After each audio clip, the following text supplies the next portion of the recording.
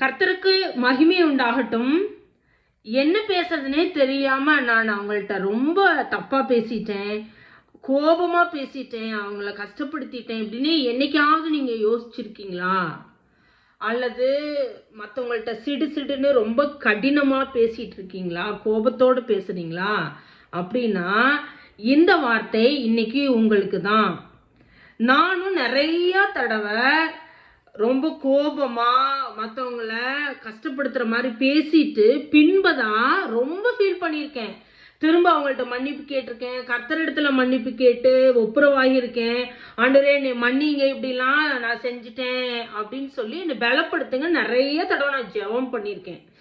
இன்னைக்கு ஒரே ஒரு உதாரணத்தை நான் உங்களோட சொல்லிக்க விரும்புகிறேன். ராஜா வீட்டு பிள்ளைகள் ஒரு ரோட்ல போறப்ப அல்லது யார்ட்டையாவது பேசுறப்ப ரொம்ப கவனமா பேசுவாங்க. ஒரு சின்ன வார்த்தை பேசினாலும் ரொம்ப கவனத்தோட இதை சொல்லலாமா வேண்டாமா நான் நிறைய யோசிச்சு தான் வெளியிடங்கள்ல பேசுவாங்க.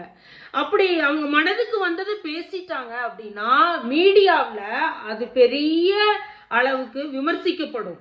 அநேகர் அவர் இப்படி சொல்லிட்டாரு அப்படி சொல்லிட்டாருன்னு சொல்லி அவங்கள பேசு பொருளா அவங்க மாறிடுவாங்க. இன்னைக்கு நம்மளும் கூட ராஜாவுடைய பிள்ளைகள் தான். நம்ம ராஜா பரலோகத்துல இருக்கிறாரு.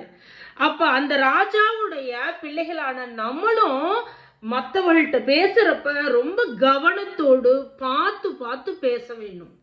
ஒருவேளை அப்படி நம்ம பேசாம இருக்கிறோம் அப்படின்னா இன்னைக்கு இந்த வசனம் சொல்லுது, கொலேசியர் 4:6, அவனவனுக்கு இன்னின்னபடி உத்தரவு சொல்ல வேண்டும் என்று நீங்கள் அறியும்படிக்கு உங்கள் வசனம் எப்பொழுதும் கிருபை பொருந்தினதாயும் உப்பால் சாரமேற்றினதுமாய் இருப்பதாக. அப்ப கிருபையும் உப்பும் நம்மளுடைய பேச்சுல காணப்படணும். எப்படி கிருபையுள்ள வார்த்தைகள், கைண்ட் வேர்ட்ஸ் பேசணும் நம்ம.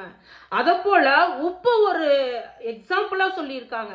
ஏன்னா உப்பு பாதுகாக்கிறதுக்கும் அது சுவையை உண்டாக்குறதுக்கும் பயன்படுத்தப்படுது. நம்ம பேசுகிற ஒவ்வொரு வார்த்தையிலும் கூட பாதுகாக்கப்பட்ட பத்திரமான கரெக்டான வேர்ட்ஸு, சுவையூட்டக்கூடியதான ஒரு நல்ல வார்த்தைகளை தான் நம்ம பேசுகிறவர்களா இருக்கணும். இன்னைக்கு நம்ம இதுல குறைவுள்ளவர்களா இருப்போமானா மற்றவர்களிடத்துல எப்படி பேசணுங்கிறத கர்த்தரிடத்துல கேட்டு நம்ம கற்றுக்கொள்ளலாம். நான் நிறைய அது மாதிரி கேட்டு கற்றுக்கொண்டேன். நீங்களும் ஆண்டவர்கிட்ட கேட்டு கற்றுக்கொள்ளுங்க. கொலேசியர் 4:6. Praise the Lord.